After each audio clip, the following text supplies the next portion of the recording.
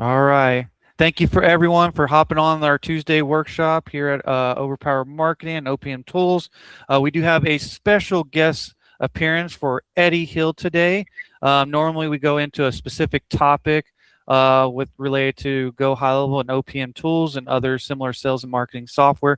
But today, we want to give you a special taste of my first mentor when it comes to marketing, and taught me everything I know and at the beginning, and got me where I am today. So thank you so much, Eddie, for that. But I do have a nice intro for you guys. So let me go ahead and say this. So Eddie is a 2 times #1 amazing international best-selling author, speaker, consultant, and entrepreneur, and owns multiple successful businesses, including Prosperous Internet Marketing.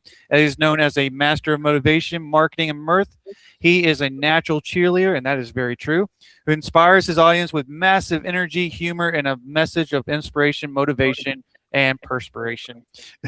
Eddie's second book, Prosper Formula, hit #1 in 3 countries and 4 categories, and continues to be at the top of the charts today. Along with this book, Eddie has a registered trademark Prosper Formula program that helps local businesses set up specific systems to dramatically increase their bottom line. Eddie is truly passionate about helping business owners and entrepreneurs, and is on a mission to double the net bottom line of 1,000 businesses in the next 5 years. And he's well on his way. Today, Eddie will give you the exact formula to double your profit. Please welcome Eddie Hill. Oh, that's pretty good. Good job reading that, Oren. And yeah, I'm glad you. And he's a good friend. Yeah, Yes. I'm glad you corrected that. You said I taught you everything you know, and I'm like, well, I'm pretty sure you surpassed me about 9.5, 10 years ago. So that didn't take much. So it was in the early beginnings. I am going to bring up some specific examples, Oren, about some of the stuff that you taught me, actually. So we'll talk a little bit about OPM tools throughout this. All right, we got maximum amount of learning and minimum amount of time. Jeff, he said, I have less than 3 hours. So this is a 3-hour presentation we got to do in 32 minutes plus, questions or whatever. So we'll kind of fly through some of this, and thankfully it's recorded. I do speak a little fast. I apologize for that in advance, but you'll be able to pause, rewind it, and go back. And I also have a cool little software that you can use at the end to help you specifically in your situation. So give me a thumbs up if you see the right screen, and we're good to go. Yeah. Okay, good. All right. So the Prosper Formula simply is an acronym. I'm a very simple guy. I have lots of acronyms in my life. This is one of them, PROSPER formula, and it is a formula. And as Oren mentioned, I did write a best-selling book about it. To me, I treat it as like kind of a workbook. There's 3 different sections. The last section is the Prosper Formula.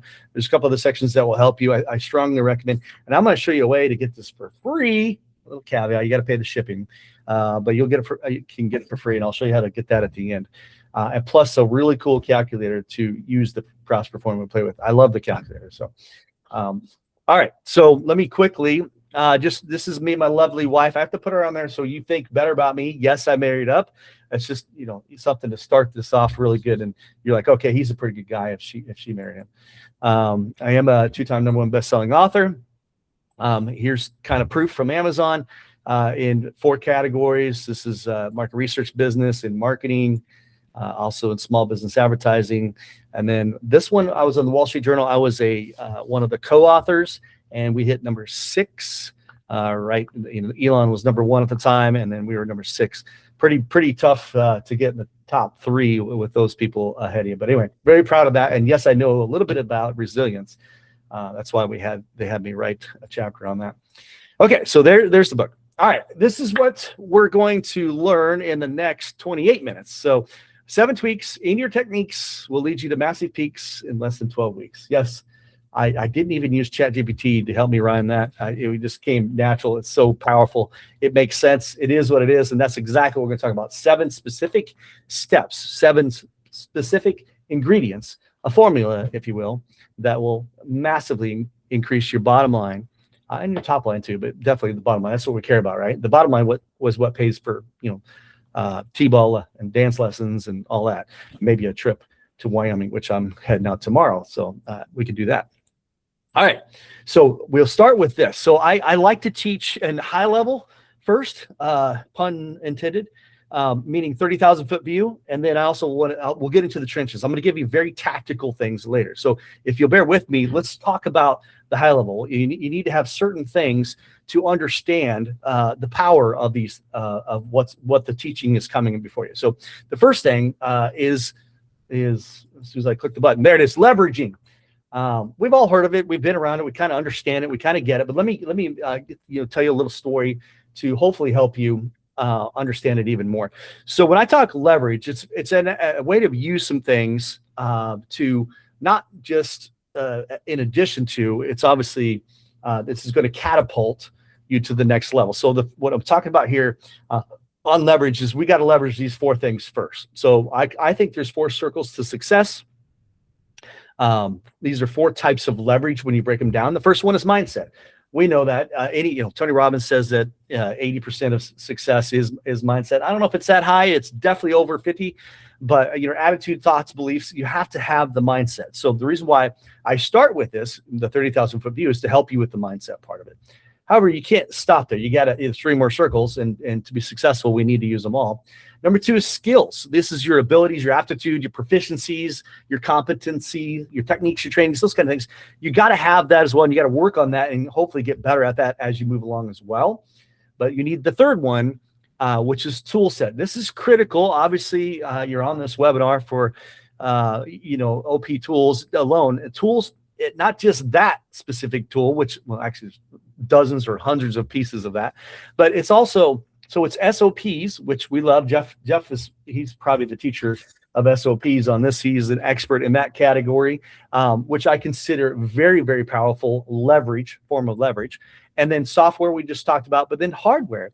I would include people, right? So tools, part of your tools is people, other people, whether it's employees or joint venture partnerships, those kind of things. So mindset, skill set, tool set. There's only one last one, and this is the most important one, I believe, and it's get off your ass set.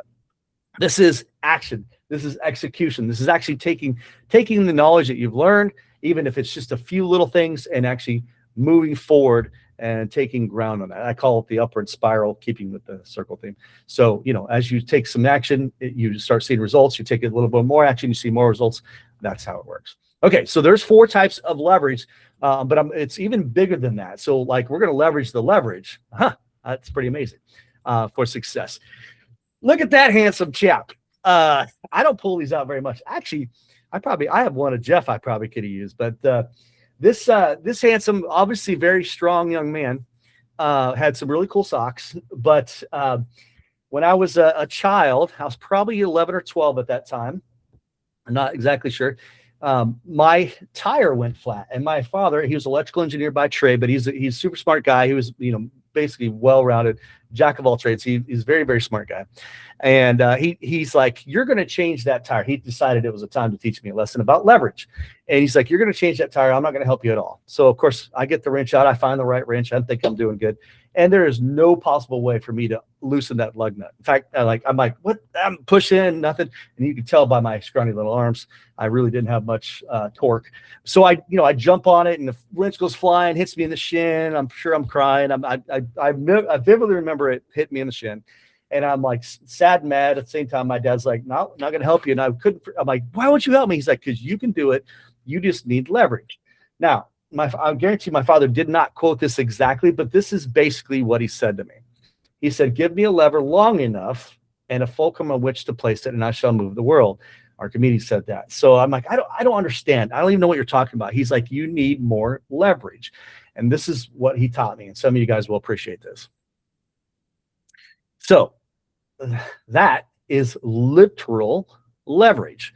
So what happened is I was able to double, actually it wasn't double, it quadruples your torque or whatever. I don't even know the math on it, but it's way over double your torque when you add the extension arm on there. And sure enough, when I did that and he showed me how to do that, I was able to take that lug nut off.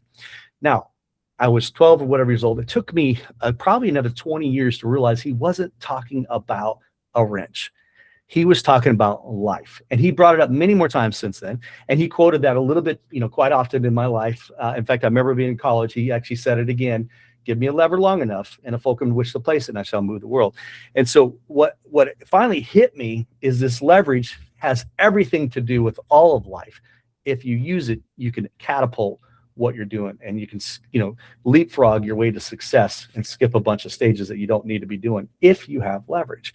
So it hit me like, probably, I don't know, it was a little while ago. I was pretty old when I finally figured it out. But once I figured it out, I'm like, all right, how do I get more leverage? The things we talked about: mindset, skill set, tool set, get off your asset. How do I get those things? How do I do those things? How do I use those things? And going forward, we're going to talk more about that. Okay, but there's a second thing I need you to learn or relearn that you already know about. So you already knew about leverage, maybe not using it to the the extent that you should be, or that I want you to. But the second part I want you to use as well, and this is called compounding. Now, what's really cool is you can leverage compounding, and you can compound leverage. It's absolutely stunningly amazing, and I'm going to show you mathematically how this works. So what is compounding? And I'm a guy named Roy Williams. I met him. He's out of Austin, Texas. He's a best-selling author. He's called the Wizard of Ads. He's pretty famous. But he said these words when I was probably 25 years old, and it never left me. Exponential little bits are tiny but relentless changes that compound to make a miracle. The power of an ELB, exponential little bits, lies not in its size, but its daily occurrence. For an ELB to work its exponential magic, the little bit must happen every day, every day, every day. Cool. Okay, so I'm learning that. So I'm learning leverage. I'm learning about compounding, and I'm like, okay, well, how do we put these together, and how do I make this where I can be successful in my life, my business, my career, whatever it may be that I'm working with on this. So it's all coming home to roost, right? It's all coming together. Like, wait a minute, this guy's saying this, my dad said this.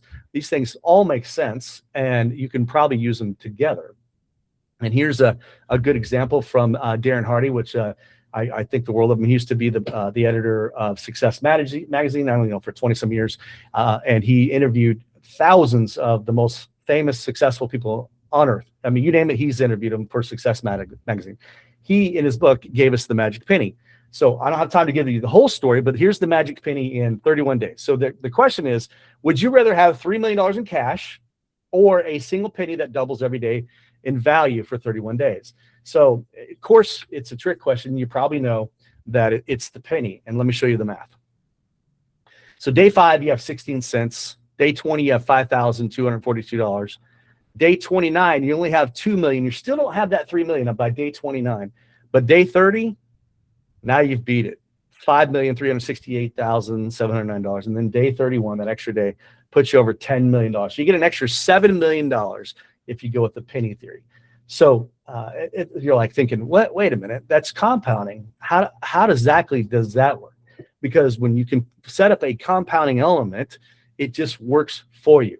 And I believe Jeff's the one that taught me about the 7-year investment, right? Your money should double every 7 years or whatever in general, if you're investing it correctly, which is a form of compounding. It's been out there for a long time. None of this is profound. None of this is euphoric. None of this is probably something you haven't heard before. But I'm going to put it into a very specific formula where you can use it to dramatically grow your business and of course, grow your bottom line. That's the goal. For me, that's the goal in my business, is to grow my net bottom line. Okay, so let's do some math. All right, I know some of you, even if you're watching on the recording or watch this now, would rather headbutt a porcupine than do math. Some of you would rather gargle glass, pour hot sauce in your eye, and take a 90-mile-an-hour fastball to your shin than do math. I get this. So bear with me, even if you need to close your eyes, just look at some of this math, because if you're in business, you probably need to look at some math, especially in your business, your business math. So I'm going to go into some of this, okay? Now, I have a few examples of different types of businesses. This one's a calculator emoji accounting firm. I'm going to come back to this. This is assuming they did $1 million in gross sales. They had 2,000 total prospects. They closed 1,000 of them. And then their average order is $1,000. Their retention rate is 78%. Their variable expenses is $200,000. Their gross profits $800,000, and then their fixed expenses is $700,000. This is based off of a legitimate accounting firm that is a very, very good friend of mine. This is pretty close. And down here are the assumptions. Okay. If that doesn't relate to you, then let's go to, oh, by the way, here is the income statement. So it breaks it all down: salaries, wages, rent, travel, all that stuff. And so you can go back and look at that. And it's also on the link I'm going to send you at the end too. Okay. If that doesn't relate to you, maybe a restaurant, maybe this can relate to you. So this is a $1.2 million restaurant. 1,000 unique customers a year. Average sales frequency, they come around 15 times per year. That's a frequency. Average visit is $80. Average spend is $1,200 a year. Retention, we're not even going to throw that in this because we don't need the whole Prosper formula to do that.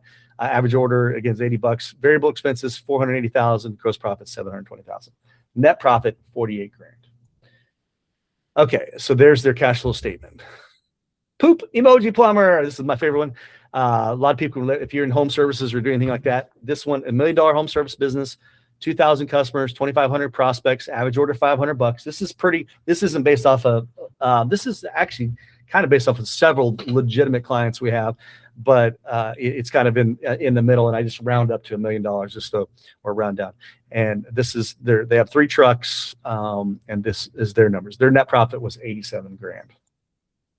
And here's their income statement. Okay, so we're going to use the Prosper formula, and I put year 2, but actually it can be done in 90 days if you just implement this. It really depends on how quick you implement it and then how quick you're showing your cash flow. But so year 2, we want to see the net profit or the cash flow or the owner benefit or EBITDA, however you want to do it. It's going to double, and I'm going to show you how to do that mathematically. All right, before we do that, though, real quick, I know a few of you guys are on here. You can answer this question. What would you do with the money if you did double your net profit? And I put down a couple examples here, but, I mean, you could be anything. Give your employees a raise or yourself a raise, right? Hire some more employees. I think some of us need to do that more than others. Some of us work our tails off, and every time I give this speech, that's a big one. They're like, yeah, I need to hire more employees because I don't want to be doing this all day, every day and killing me. Buy assets, tools, computers, cappuccino machine. Yeah, always wanted one of those. Or keep some of it in cash reserves, which may be, smart to do in case things change, or all of the above. So you don't need to put it down. Just in your head, kind of say, yeah, what would I do if I could double my cash flow? If I could double my profit, whether it's monthly or yearly, like what would I do with that money? Because that's real money. Profit is real money, right? That's something you can take to the bank or is in the bank, literally, and you can take it out of the bank. Okay, so that's the 30,000 foot view. Let's get into the formula. So we're going to get into the trenches, and I am going to go through this a little fast, but I'll slow up on some of them because some are a little more impressionable and have better examples. But all of them are important. But before I get into the formula, there's 7 of them, right? Prosper. In theory and mathematically, I got a calculator for you at the end to show you. You really only need to do 5 of the 7 at the max. Actually, really, all the 4. I could only find 1 or 2 businesses that only works with 5, but 99% of them, if you only did 4 of the 7, you will double your profit mathematically. So that's good news. You don't have to do everything. You just need to do the ones that you probably should be doing anyway, or the ones that seem to be easier for you to implement. But if you do 4 of the 7 of the Prosper formula, you will double your net profit. And I'm going to show you. Number 1, here we go. So I put prospecting, and there's a little up arrow and it says 5%. What I mean by that is you got to increase your prospects by 5%. No matter what industry you're in, you do have prospects. And we're going to define that here real quick, what that means. Prospecting is the process of finding and engaging potential customers, prospects, who might be interested in your product or service. Now, you could probably add a little bit more to that. There's things called suspects too. Suspects would just be like a whole database. Actually, when I was young, Cohen doesn't remember this, way before his time. There's a thing called Yellow Pages. Actually, I think I have some because I think it's awesome. Remember these? I have this on my desk just for. It used to be a good, you can lift up your monitor with these things and hold the door open. But Yellow Pages, that is suspects, right? So my sales manager said, go call out of the Yellow Pages or white pages. That's suspects. But prospects is basically somebody who has the potential to be your customer, right, or your client. So it's a little different. It's a little more defined. Inbound prospecting is marketing. That's where you get prospects to contact you, and part of the OPM tools helps you do that. And then the second part is outbound prospecting, or what we call sales, right? That's where you reach out to your prospect, which OPM tools definitely helps you with that. So I need you to think about it from both those perspectives. You don't need to necessarily do both. You can do one or the other, but I would recommend you do both because it makes increasing that 5% that much easier. So let's talk about how you do that. Prospecting. So this first one is offline and it's free to do. So you don't have to spend any money. You can make personal phone calls, texts. We used to call those, cold calls, or text to friends and family, especially, if you're selling noni juice or whatever. That's the first thing you start with, right? Is personal calls and texts. Not necessarily saying you need to do that. Cold calls, door to door. People still doing that. Banging on the door. I got somebody banging on my door a couple weeks ago. It still happens. Networking events, still very powerful. Takes a lot of your time, but powerful way to get new prospects. Business after hours. Jeff and I love those. They're just for the food, but we definitely enjoy meeting new people. And speaking events, which I strongly recommend. You need to go as an expert. You need to go out there and speak. Free trials, free samples, cross promotions, referrals. And that's just a handful of them. I didn't have enough to put on the slide, but to give you an idea of offline and free, you can think about, how do I get more prospects offline and free? This hopefully gets your imagination going, and you can put together a plan to do that. The second one's going to be online and free. So very similar. It's going to be personal emails, organic social media, which isn't working as well as it used to, even 2, 3, 5 years ago, but still powerful way to do it, especially if you can dance really good. Facebook DMs. I'm gonna slide into their DMs. Not a big fan of that, but it does work. Facebook groups, outreach, which I definitely agree with if you're doing it the right way and you're actually helping people. Podcast bloggings, and I'm sure there's a few hundred other ways that you can get more prospects online for free. The third way in the quadrant is paid offline. So this is going to be traditional media, TV, radio, billboards, door hangers, urinal signs, like those. Those are really targeted. Trade show booth, which are very powerful still because it's your targeted audience. Public relations, networking, chamber. I kind of mentioned it earlier about networking, but definitely get involved with your chamber, charity events, sponsorships, JV affiliate partnerships, because you got to pay them. Very powerful way to grow. Wholesaling, definitely a good way to go. Acquisitions, referrals, location. If you have a restaurant, of course, you can buy a better location to get more prospects. So that's just a handful of ways you can get more prospects by paid offline. And then the last one, this is the one that's probably relevant for this webinar, is obviously OP tools. So OPM tools, which is a way you've got to pay for it, right? And then inside of that, there's all kinds of things that can happen. So I do want to talk about SEO and maps marketing. That could be free in a way, kind of, but you probably should pay for somebody to do it that knows what they're doing, which Oren's your guy. He's definitely a professional at that. AIO, or actually it's AEO now, answer engine. So I need to change this out again. So AIO or AEO, they're fighting over how they're going to describe this. AEO is answer engine optimization, extremely powerful. In fact, I got a new client 2 days ago. Actually they started on Monday, and what they did is they went to ChatGPT and said, they asked specifically for someone who can help their business, grow. And of course I came up. Now I was so surprised as he was that I did, because we were not optimizing for that, but we were number one for it in ChatGPT, and it came up. Definitely a way you can pay somebody to get you there. Pay-per-click, and I use that term loosely. It doesn't have to be just Google. Came up with Google, but can be Bing, can be Yelp, can be Amazon, can be Etsy. Etsy. It could be, there's other platforms out there that you can use to do pay-per-click. Local service ads are for local service companies, so that could be lawyers and accountants, but it also could be plumbers and HVAC companies. Those work very, very well for paid to get appointments. Social media, paid social media. We talked about organic earlier. Retargeting ad, influencer ads, over-the-top ads, connected TV ads, all that. Programmatic ads, all that is a great way to bring in more prospects. Okay, so I'm only listing this just to trigger some ideas. Of course, if you want to double your profit, and I'm telling you got to raise your prospects by 5%. I just gave you dozens of ways you could do it. You only need 1 or 2 to actually increase it by 5%, right? So we're not talking crazy numbers. That's why this is easily entreated. It's something that you can swallow and go, I can do this. How do I get 5%? So if I give you something that you got a hold of, my recommendation is just kind of, asterisk, say, I can do that.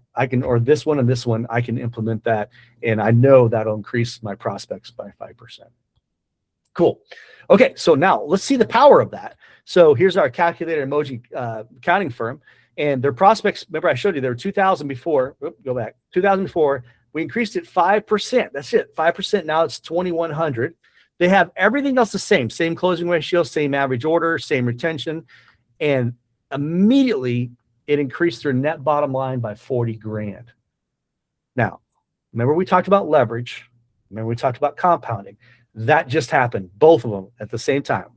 We leveraged very specific things and we compounded it with the Prosper formula. Now, the compounding is going to come more as we do the second. So the compounding actually happens with the second. You got to have, we got one. As soon as we do the second one, it's going to compound, but you're going to see this happen. 40 grand increase is not too shabby. What do you do with that? You can buy yourself a nice truck. Well, maybe not. Trucks are like 80 grand nowadays. You can buy yourself a nice used truck. Or, maybe a side-by-side or something crazy. Okay, so let's talk about Poop Emoji Plumber. They had 2,500 prospects. We increased it 5% to 2,625. They, all that, the average orders is $500, hits to the bottom line, net increase of 22.5. Not too shabby for just one of the Prosper formula. Restaurant. Now, this one's a little tricky because I put unique customers because there's about 100% chance, especially if it's me and Jeff, or Jeff and I, if we walk in a restaurant, we're probably going to eat there. Very few people would walk back out. So really not a prospect, it's a customer. So it's going to, we're going to skip that and go to the next one. So we'll talk about restaurants later as it's more relevant to them. But it does increase 36 grand if you have a 5% increase on the unique customers, which prospects. Okay, let's move it on. Number 2, ratio of closed sales. And I want you to increase it by 5%. Nothing too profound here. So ratio closed sales is an easy way of saying closing ratio. I had to use the R for the Prosper formula, but that's exactly what it is. We need to increase our closing ratio, and so by 5%. Now, to calculate your closing ratio, you simply divide.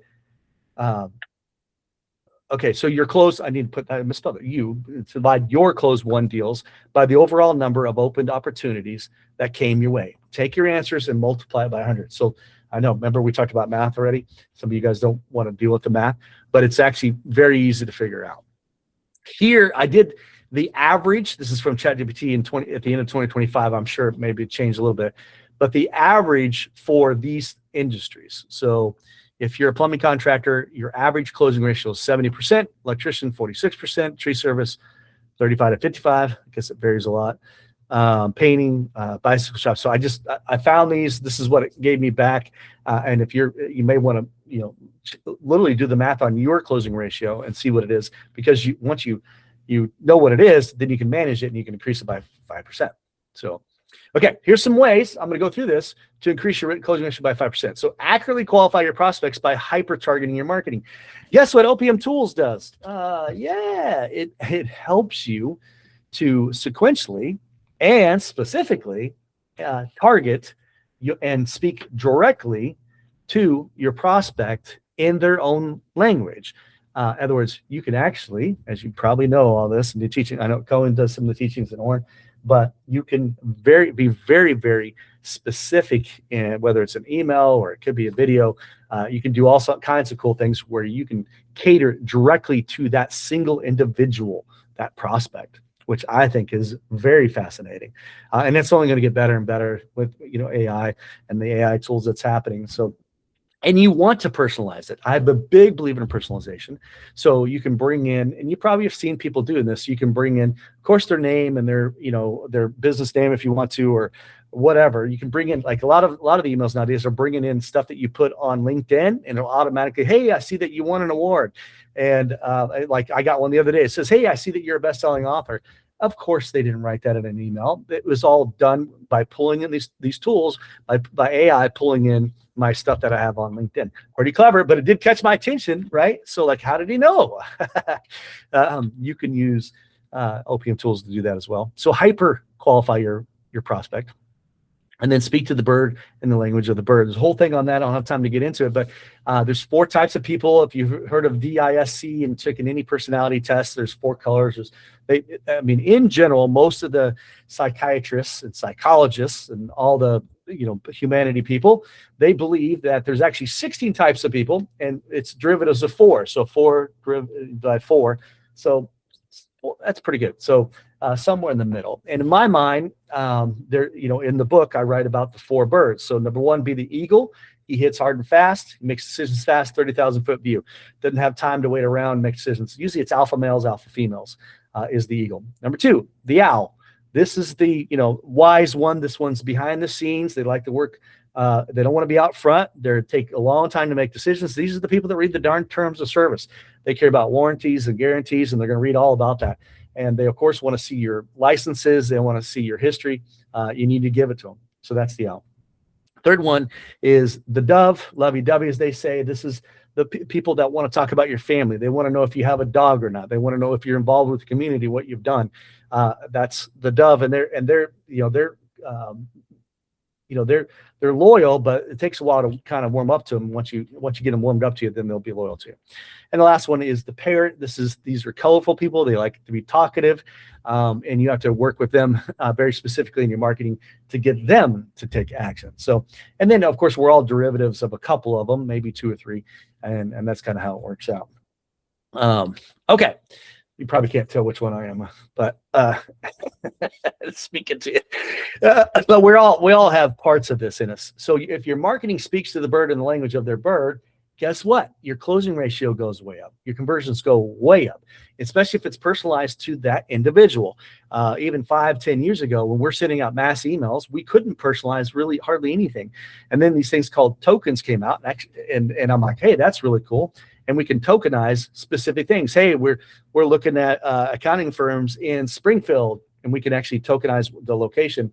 And we're not working with anybody in Springfield. We would love to work with Paul's accounting firm, and it puts it into the email. It looks like it was personalized. Everybody kind of knows that nowadays. That was like cutting edge back then, but now it's even more powerful. It could be very much specific to you and what you're doing, and all kinds of things. And with OPM tools, you can segment your database based off of these tokens, right? And I'm sure there's trainings on that. You can look it up, but you can take your database, segment it out, and then speak to that bird in that language. And maybe it's a different offer completely. Some people, it needs to be this offer. Other people, it needs to be this offer. And I do that for my award. I own an award. Well, be careful. My wife owns it. She's fired me twice, but so when we're marketing to them, we have lots of different categories. We have some that are just, they want, T-ball trophies, but then we have high-end corporate clients that want high-end pieces of crystal. And then we have military, we have churches. So it's all divided out. And that's how I speak to them in my marketing. When I speak directly to them, definitely conversions go way up. Number 2, bond. Go figure. So we've always been taught, if anybody's in any sales training for the last 100 years, hey, number 1, you got a bond. When you walk in, you got a bond. Unfortunately, it's not a natural thing anymore. I don't know if it was ever natural, but it was taught. And so we just to make friends, we usually try to find common ground.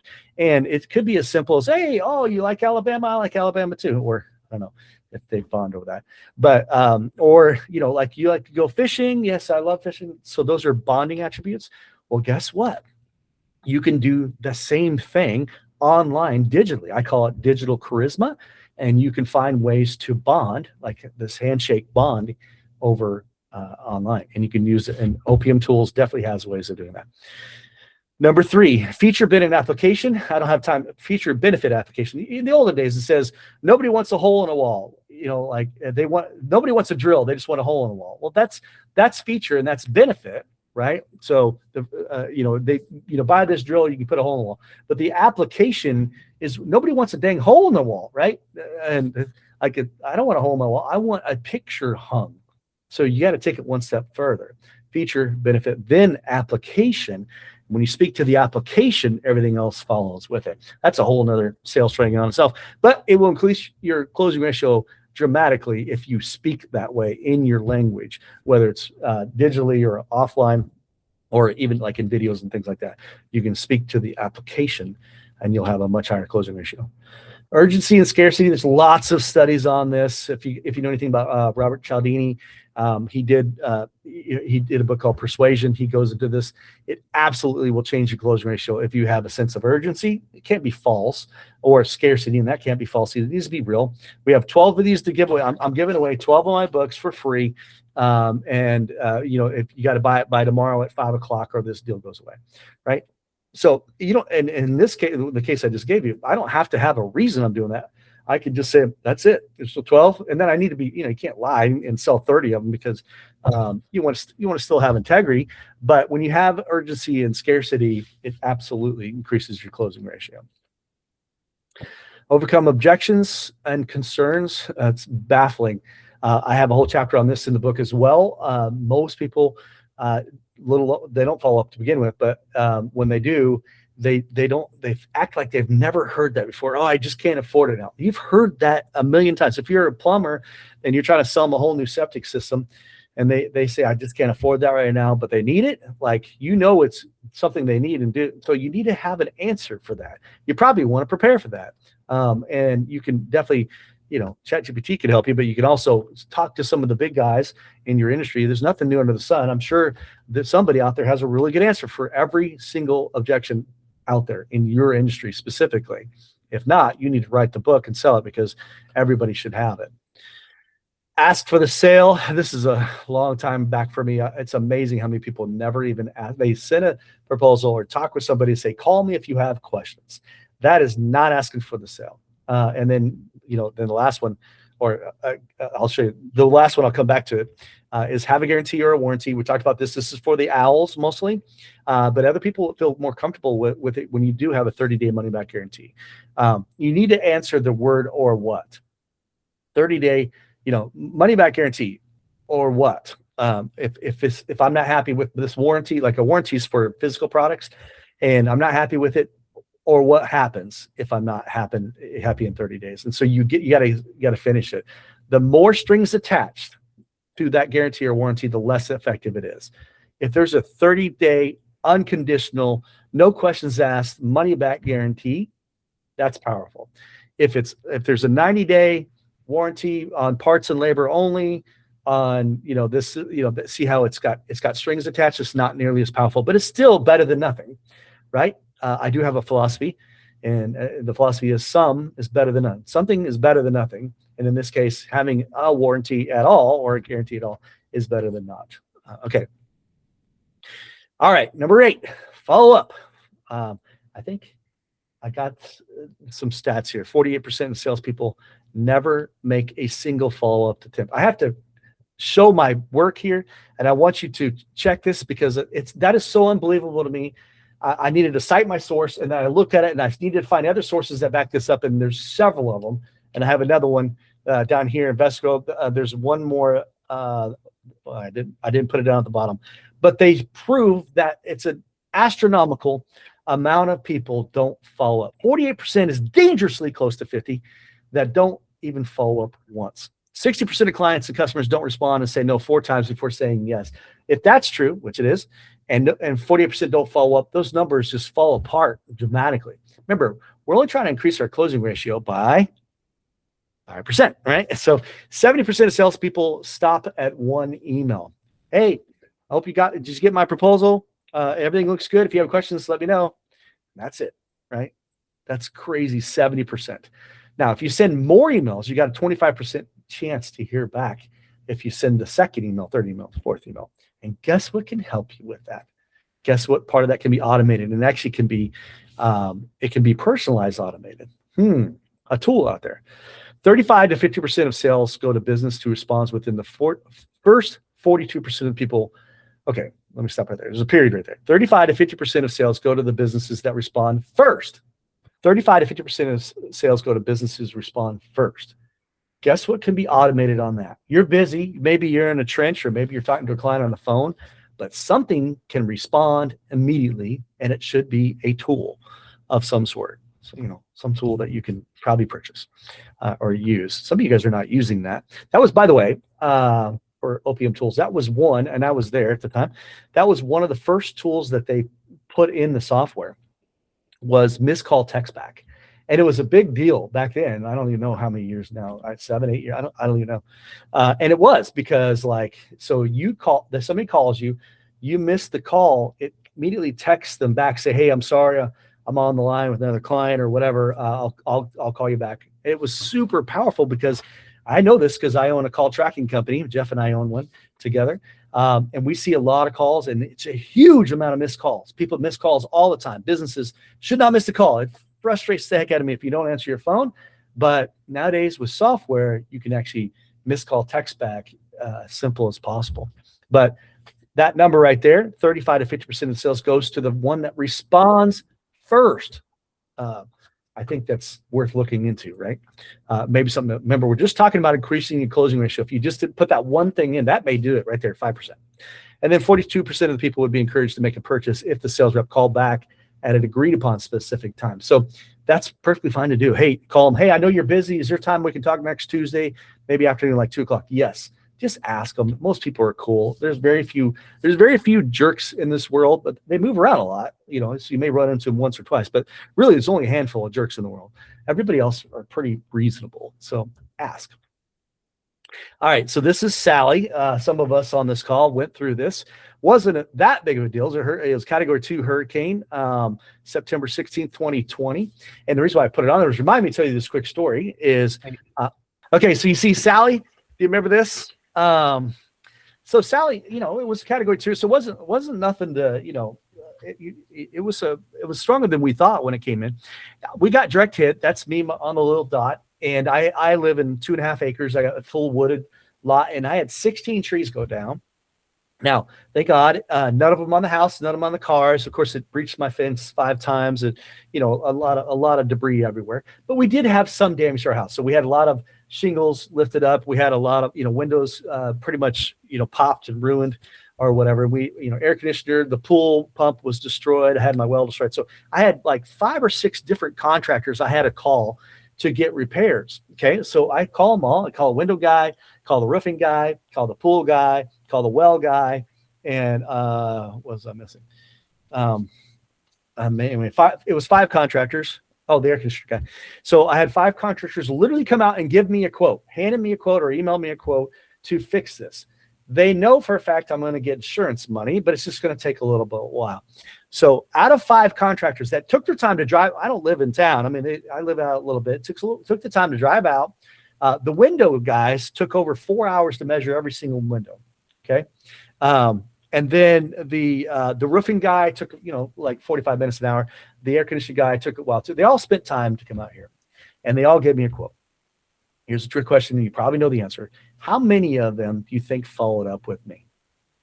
Ever? Once. Just once. Not a single one of them followed up. Now, they knew it was going to be like a year before I got my insurance money or 6 months or whatever. And none of it was like urgent. Like I didn't have a tree on the roof or anything. So, but they didn't even follow up. And I had no idea. And I was baffled for that. And guess what I did? When I did get the insurance money, I went and got 5 new quotes, and I wasn't using them. I'm like, all right, well, forget this. I'm moving on. I got better quotes anyway. But it's so sad how many people don't follow up. So closing ratio goes way up if you follow up. It doesn't seem too crazy, but just follow up. Okay, let's move on to the next one. There's my follow-up graphic there. 6 to 10 touch points. When I talk to business owners and say that they need to follow up an average of 6 to 10 times in a 2 to 4 week period, the look on their face is like, I am, from outer space. I can't do that. We're so busy. There's no way we can do that. Yes, you can. And guess how you can do it? You can do emails, phone calls, text, direct mail, voice drops, retargeting ads. Guess what? All that can be automated, huh? We're talking about a software that can help you do that. And you should be doing all that. 6 to 10 touch points in 2 to 4 weeks and dramatically increase your closing ratio if you just follow it up. If one of those guys followed up and just even a phone call or a text, say, hey, I sent your proposal, it's still out there, and just every week or two, have me in their database that I'm still a lead. I'm still a lead. I still need an air conditioner. I still need a roof. I promise you, I probably would have went with one of them for sure. Okay, here we go. We got to do some math, and then we're going to wrap it up. We're going to go faster on some of these other ones, but this is where the compounding starts really kicking in, right? So we got leverage, but the compounding right here. So we got more prospects. Right, we already had that one, but now we increased our closing ratio by 5%. So 5% of 50% is 52.5. It's not 55%. That's a much higher percentage. I'm only asking you to increase it by the percentage by 5%, which is 52.5. So they now closed 1,102 customers, and they have more prospects. Look at the net increase. It almost doubled their net profit, just only having 2 of the Prosper formula. Yeah, is that profound or what? I mean, talk about leverage, but that's the compounding part of it. We're compounding 2 of these Prosper formulas together to make a massive net profit increase. Massive, I'm telling you. And we got more to go. We got a lot more to go. Poop emoji, this guy, 5% increase. He had total prospects of 2625, total customers closed. He was an 80% closing ratio. I put him at 84, which is a 5% increase. And net bottom line now is 46 grand increase over the 87 that he started with. 46 grand does buy a pretty nice truck for them, or whatever he wants to do. Fishing boat, maybe a bass boat. Okay, restaurant. I want to throw this in here. This is, remember, unique. I'm still going to stick with this because they're going to use different parts of the formula. I want to have the example to show different parts of the formula too. All right, number 3. We're going to move a little faster now. So order average is dangerously close to saying average order, but I had to use the O in the Prosper formula. So order average is that, what is your order average? So this is how you get them to increase your average order. Number 1, by 5%, by the way. Number 1, raise your prices. Like, if you just across the board raise your prices by 5%, I'm thinking we could be done. We could all go home, because very rarely, and I have done a lot of studies on this. Now, there's definitely a few industries where it's commoditized or close to commoditized, where 5% increase would lose some customers. Most businesses, and I mean most meaning over like 80%, if you raise your prices by 5%, nobody would ever notice. Nobody would blink an eye. Nobody, or even if they did notice, they're not moving. For instance, if you are a hair salon, trust me, my wife gets her hair done, her nails done, and let's say, I mean, it's crazy money nowadays. It's like $150 just to go get their hair done. If you increased your prices by 5%, what is that? That would be 100. What's 5%? 150. So 10% is 15. 750. $7.50. Am I wrong? Don't do math on live webinars. But let's say it's $100 hair. I got this one. It's $100 haircut and color and all the stuff that she does, even though it's not. It's much higher. A 5% increase is $5. Nobody is leaving their hairdresser for $5 or $7.50, as I mentioned earlier. Nobody. I mean, because it's too big of a risk. That's one of those things you got to trust. You're like, oh man, that's trusting. If you're a dentist, I'm not leaving my dentist for $8 or whatever it is. Same thing with my auto repair place. Yes, I think he's expensive already, but guess what? If he jacked it up another 5%, I'm not leaving. It was till the pain of staying the same is worse than the pain of change. Nobody changes. And as long as you are given I'm assuming you're going to give good customer service, good quality products, good quality service, whatever it is, and you're delivering the product you're going to do, and you're taking care of them, then they're going to stay. If they leave, it's probably not because of prices, just to put that bluntly. And I can probably prove that to you as well. So we could be done with this letter O just by raising the prices by 5%. But guess what? Some of you guys are going to fight me on this. In fact, I know most of you will fight me on it because they're just too scared to raise the prices because they don't have a tactical way to do it. And I can tell you 30 ways, and it's in my book, of how to raise your prices tactically where most people were okay with it. But I'm going to help you out. There's other ways that you can increase your average order besides price. That's only one way. Another way is an immediate upsell. Remember, we're increasing the average order. Guess what? Do you think McDonald's, what percentage do you think they increased their business by saying, do you want fries with that? They invented the upsell. Now, they haven't documented exactly what it is, but their stock, when they went public, when they did these upsells, went up like 11% in a 2-year period. So 5.5% or whatever it was. So upsells definitely do work. It's a powerful way to increase your average order. And there's a reason for that.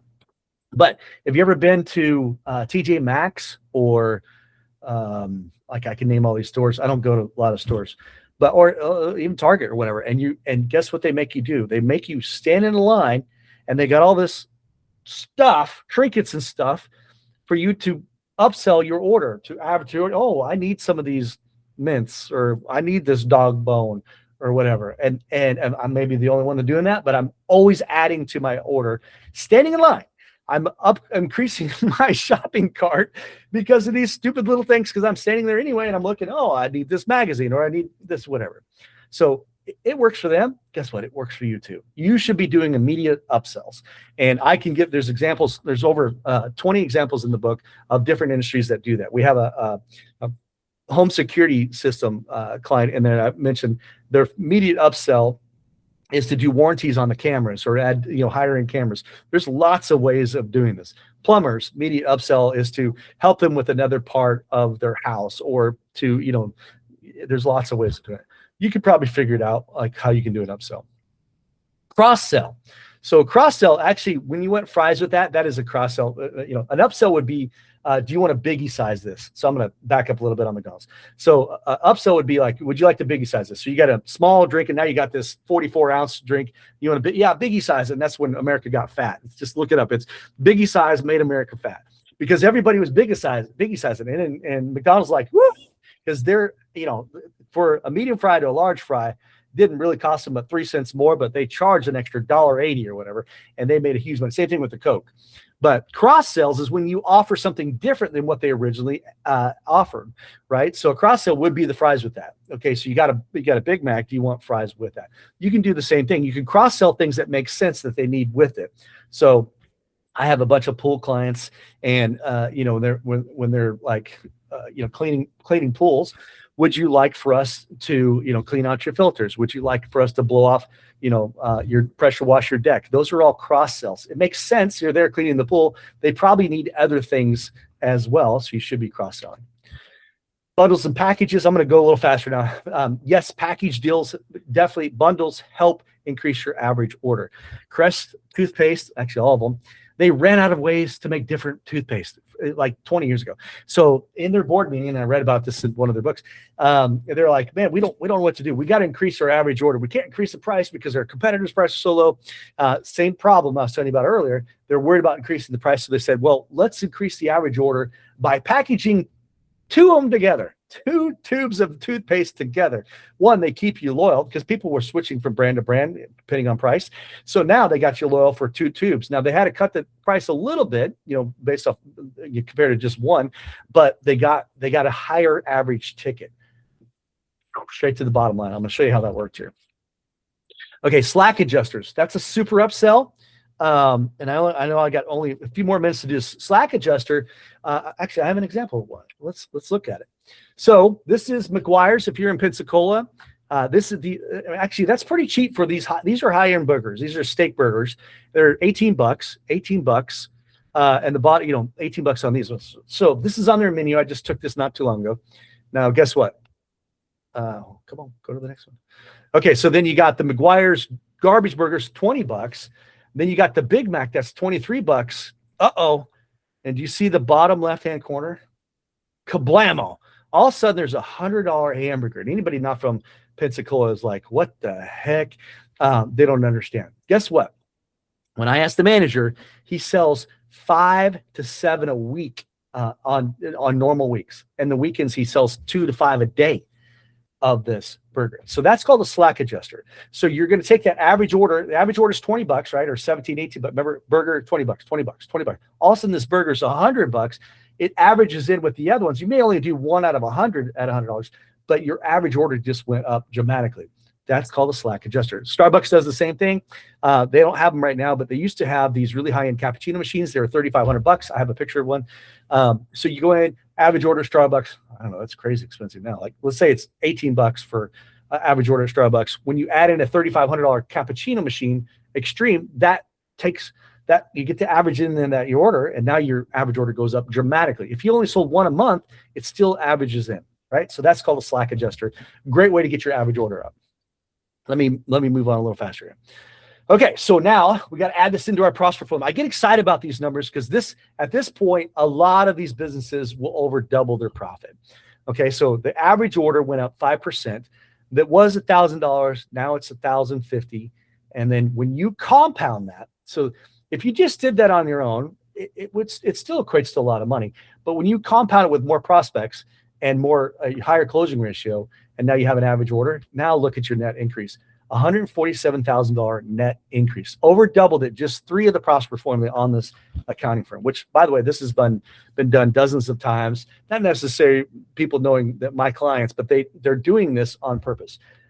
There's nothing new under the sun. I just put letters to it, PRSPER.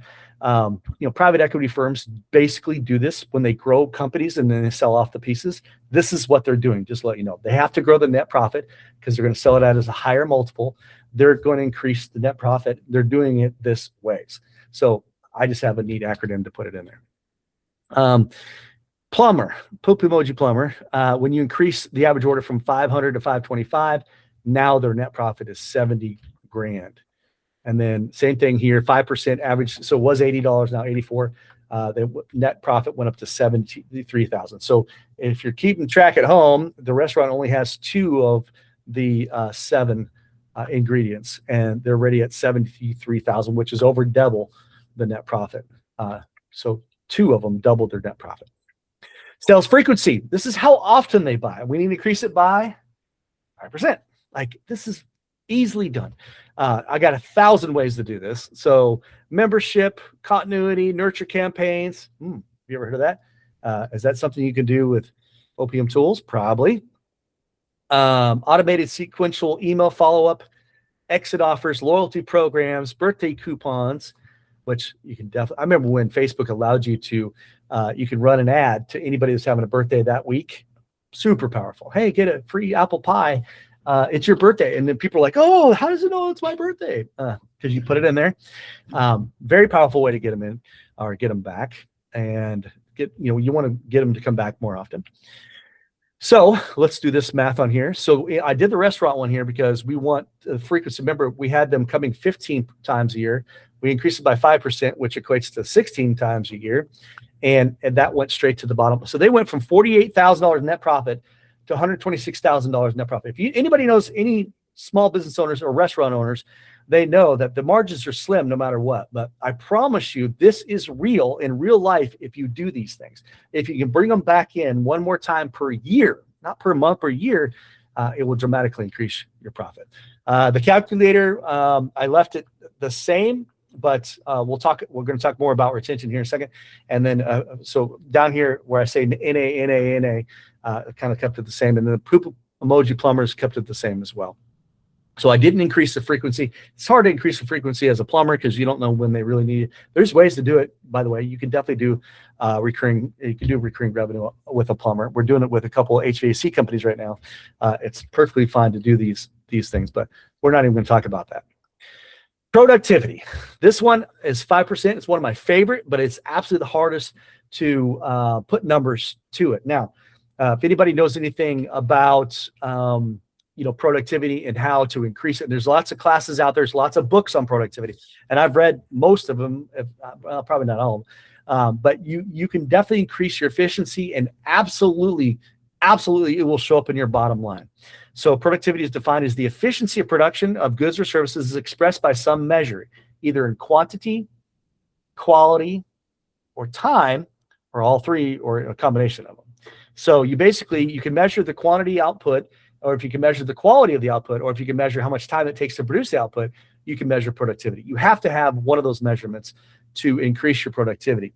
And there is simple mathematical formulas. Lean manufacturing has been around, 100 years. They're doing this, and they can define it, they can measure it, they can analyze it, they can improve it, and they can control it. And they'll show you exactly how to do that if you take that class. And then Six Sigma, which is Kaizen, this is how they're doing it, and they actually have a class on this. I think they do them like black belts or blue belts, black belt stuff, and you can be more productive. They go into these big manufacturing, and of course they can tell you how much goes to the bottom line. Of course, Amazon is doing Kaizen. Amazon's doing both in some areas, but they're doing Six Sigma Kaizen, and they dramatically increase their productivity, which increased their bottom line dramatically by being more proficient and productive and efficient. And guess what else? You can have a piece of software that will help you do that as well. All right, wrapping it up here. 6 ways to increase productivity. Find all your bottlenecks. I would find all the bottlenecks, acknowledge them, and start with the biggest bottleneck.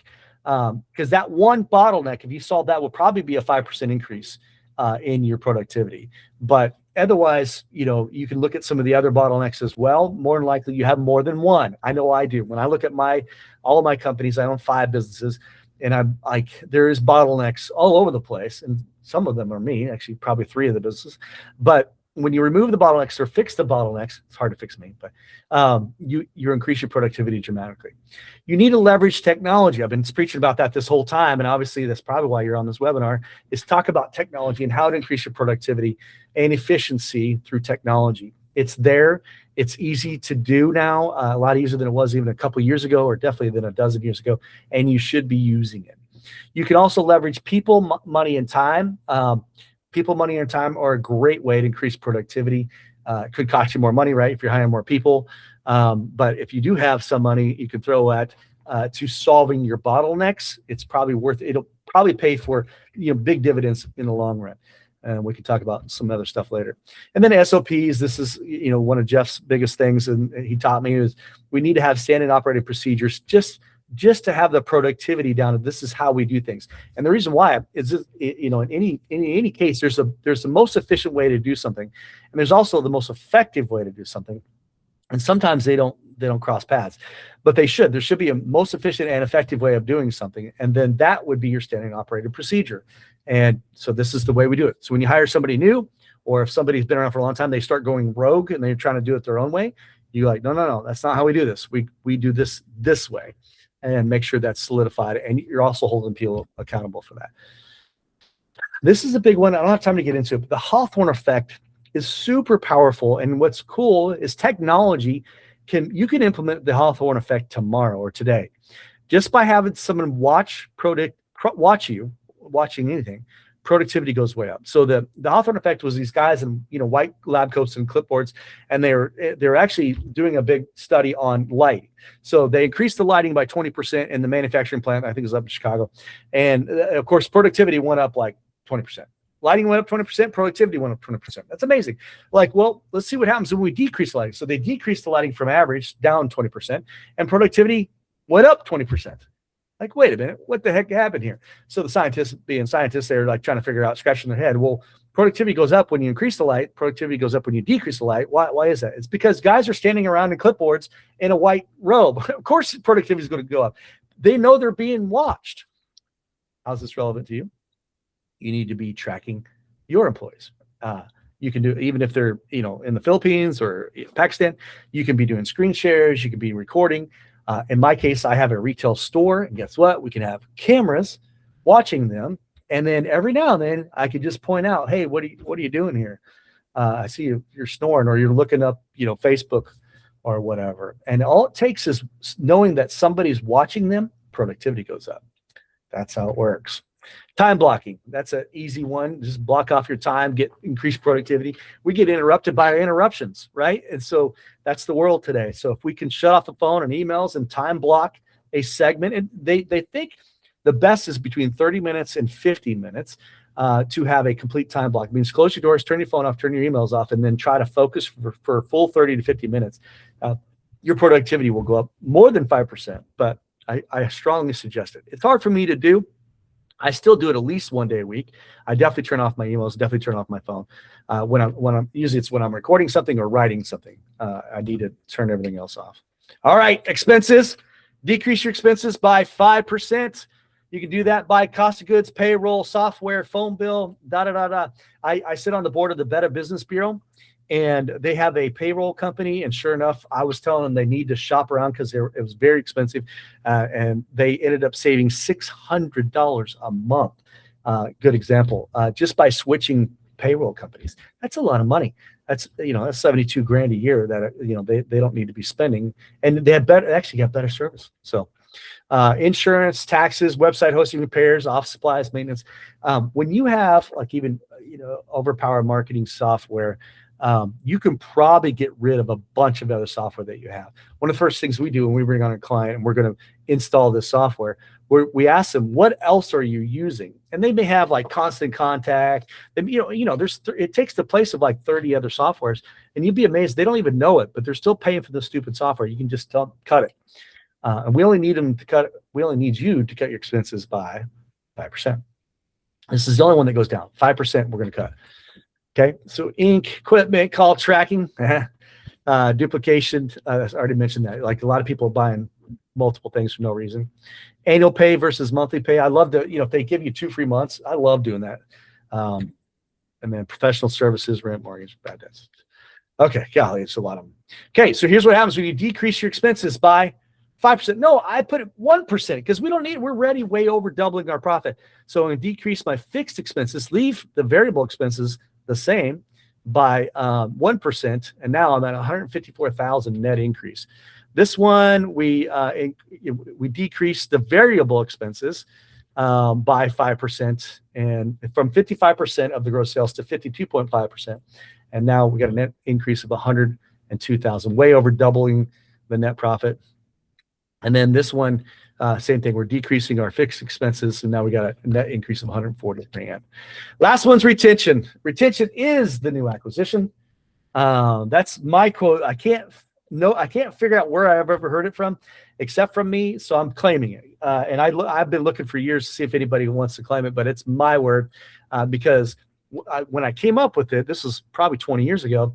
I'm like, we need to retain our customers. Like, it costs 6 times more, whatever. There's lots of studies on this, to get a new customer than it does to keep your current one. Like when that, I'm a simple guy, but that math works for me. I'm like, well, we need to keep our current customers then. Like, so let's retain. Now you can't retain 100%, but you can definitely retain more than what you're doing. And you can retain 5% more, right? So retention is super powerful. It's last because it's the R in the prosper formula. I could have put it at the first R, but I put it last because to me, it's an ongoing thing. That's one of the most powerful things and will dramatically increase your net bottom line. If you focus on retention, your entire business will change. Here's some basic stats on what the average retention rate is for these industries. I guess across the board is 16 to 37% attrition, which is the reverse of that, right? I use retention because of the R, but attrition just means how much you lose. Here's how you calculate it. Number of customers at the end of a period minus number of customers acquired during the period divided by number of customers started the period times 100. So here's the math. Imagine you start the year with 200 customers. You gain 50 new customers in the first quarter and have 22 customers churn. So there's the mathematical formula. You have an 89% retention rate. So you can go back and look at this math and pause it on the recording if you want to. Here's another example. So this is somebody who has lots more customers. Let's say it's a restaurant or something. 4,400 customers last year. You gained 320 new customers, lost 530 customers to churn. You have an 88% retention rate. Okay. This is probably the most profound thing I'm going to teach you today. It's one of my favorite things to talk about because it still comes down to human beings. People do business with people they know, like, and trust. And, we deal with human beings every day. So when we ask the question, these guys in this book, they ask the question, why do we lose clients? Why do we lose customers? These are the reasons. Probably not what you think, but maybe you would guess. 1% die. We can't do anything about that. 3% move away. Now, a lot of days we can cross borders nowadays in some things, but in some cases, if you're a restaurant, you can't cross the border. So they move away, you're going to lose that customer. 5% get referred by a friend or a relative. It's hard to compete against Susie's cousins, nieces, uncles, nephews, roommate who now does social media. So you can't do that. So I'm not worried about that either. 5% going to lose because of a friend or relative. 9% switch because of better price or product. Now, this is something we can do with. But if they come to you because of price, they're going to leave you because of price, right? So I wouldn't worry about that 9%. People will argue with me that it's much higher. Oh, no, like 50%, they buy on price. I mean, no, it's 9 to 12% right around there. The price is the number one factor. Now, price is always part of the decision-making process, but it's usually never number one. Only 9%, it's the number one reason why they come to you. And probably that's the number one reason why they leave you is price.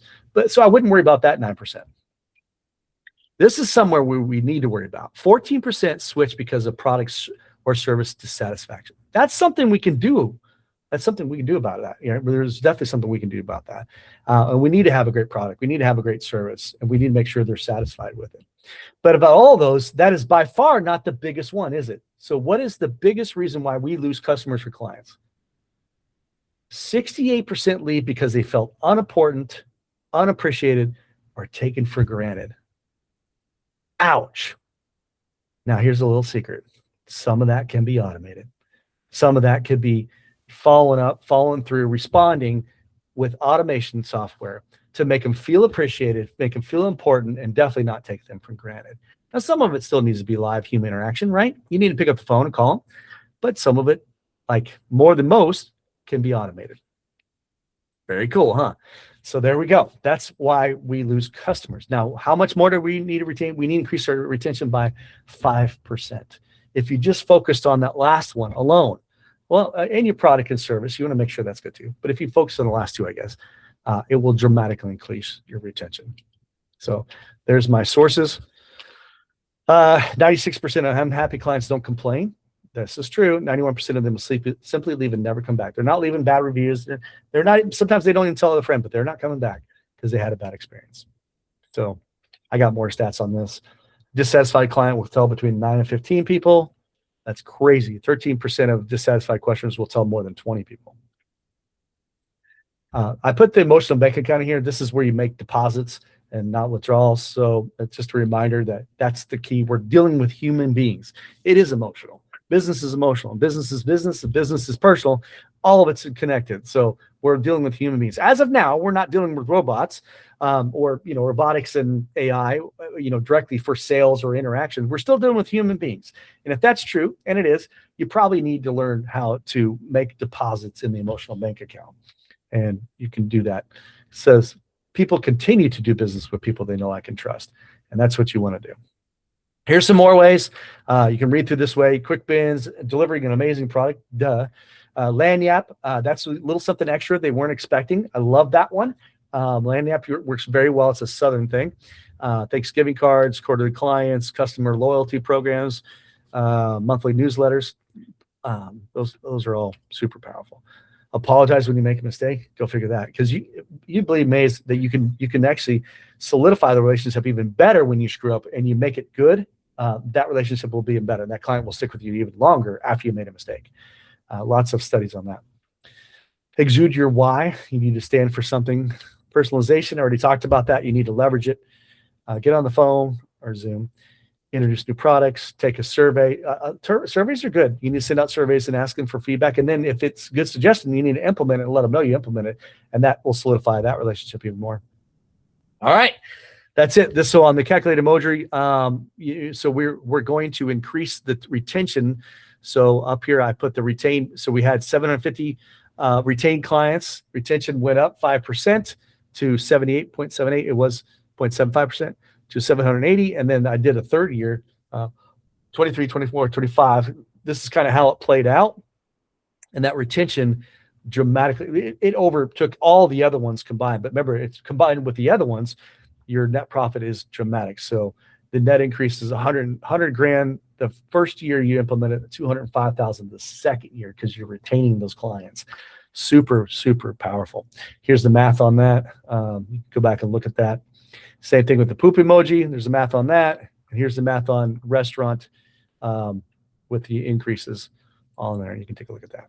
All right. I think that's it. PROSPER. Very powerful formula. It's 5% increments. I think it's something you can do. And even you only need to do 4 of the 7, right? Remember, the math is 4 of the 7 will double your net profit. But let's pretend you're lazy and you only did 2. Like, if you increase your net profit by 20 grand, wouldn't that be nice? Like, at least do something. And remember, I said this earlier, something's better than nothing. And I implore you to just implement something of this, anything, and you'll find amazing things. So here's my calculator. Remember, I told you get the book for free, just pay shipping. This is going to take you to the calculator. I'm going to quickly show you this. I'm going to pop out. This is scary when you do this. It's going to take you here. And this is called the Prosper Formula Calculator. And what's really cool is I got a few, I mean, sometimes you just do your cups, but let's say you are a plumber or whatever, electrician, and you're going to put this in here. It's going to put in those numbers and you can play with this. It's so fascinating. I love this. I sent this to Jeff like 5 times. And so you increase your closing ratio by, you can play with that. And then down here, you just do the 5% rule. I'm going to increase this by 5%. Look at my net profit. I'm going to increase my closing ratio by 5%. My order average, 5%. And I'm just going to decrease my expenses by 5%. Look at that, 207,000 net profit increase. So this calculator will help you play with your real numbers. So I want you to put in your real numbers. And then my whole point on the book, you just click right here, get the book. And this is where you can get the book for free. And all you have to do is pay $7.95 in shipping. Or you can go to Amazon. It is on Amazon for $24.95. But I won't sign that one because it comes from Amazon. And you won't get all the other bonuses. There's a lot of bonuses I give you with the free book. So I hope I wasn't going too far over. If you guys have a couple questions, I'd be glad to answer them. That was really great. Thank you for sharing all that information. I do want to make one comment. The cool thing about what I love about your Prosper formula is the fact that really any business can use it. You don't even, and the better part is you don't really need a software. Literally, it's just stuff that you could do for free. You literally could just make those phone calls, reduce your expenses, just follow up with people. Whatever it might be, anyone can use that Prosper formula for their business, for day-to-day business activity. But yeah, any other questions? Go play with the calculator. I think you'll, I mean, if you're like me, I'm not a big numbers guy, but I definitely enjoy, playing with that. So I know you weren't showing your screen, so I figured I'd just show it. If you do that QR code, it looks like something like this. It does look very, very detailed. I can see why accountants love this for sure. Now, with that being said, any other questions, by the way? All right, cool. So I do want to bring up some last minute notes before we end this meeting. Thank you again, Eddie, for hopping on this call. I really do appreciate it and all the information that you gave to us. If you want to come back to this, we will be posting this again next Tuesday on our YouTube channel. If you do have any questions, though, about actually, if you have any questions at all, Eddie, what is the best way they can reach out to you? Yes. So it's EDDY, Eddie, at prosperformula.com. Awesome. Thank you for sharing that. And then if you guys have questions about the software at all, I just want to bring this up again. Normally Mustafa or Cohen's doing that part, but I'll figure I'd just do it. If you look on the sidebar, we do have submit request, support meeting, and knowledge base. You're more than welcome to use that to reach out to us. If you have a ticket that you want to send in, if you want to schedule a meeting with us, or just learn more about the software, you could do that. Or at the top, we do have 24/7 support. I know some of you guys like to work on weekends or at night. You're more than welcome to reach out to our team 24/7, and we'll be glad to help you any way we can. One final thing I want to bring up, Mustafa and Cohen normally doesn't do this part, but I wanted to bring this up. We do offer a scholarship as well. If you go to overpowermarketing.com/scholarship, anyone that is going to college, whether you're going for a certificate, bachelor, associate, you could hop on, do the apply now. It's a $500 if it's any accredited university in the United States. Feel free to apply or send it to friends or family. But that's all I need to bring. Mustafa, Cohen, did I miss anything that you normally bring at the end? No, just to be focused and watch out for the next workshop next Tuesday. Awesome. And then the last thing I do want to bring up is we do have this cool feature called Ask AI. We will be talking about it next quarter. Highly recommend trying it out. It's like ChatGPT 100 times over because you can ask the questions on it, and it will actually implement a lot of the services, features, plugins, stuff like that right into the software as well. So I highly recommend trying it out. We'll be talking about that next week. And once again, thank you guys for hopping on. Looking forward to talking to you next Tuesday workshop.